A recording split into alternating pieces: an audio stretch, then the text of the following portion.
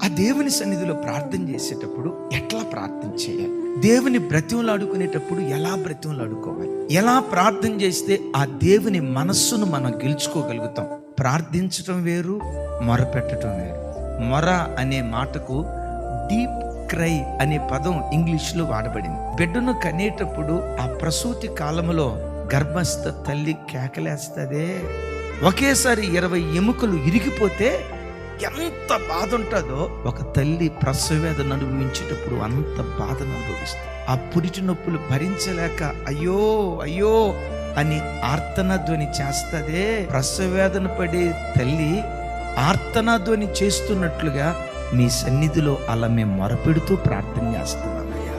అలా మూలుగుతూ ప్రార్థించే ఆ దైవికమైన కృపను కలిగి ఉంటే జీవితంలో ఏం కోల్పోయావో కోల్పోయిన ప్రతిదీ దేవుని సన్నిధి మరలా నీకు అనుగ్రహించునుగాక.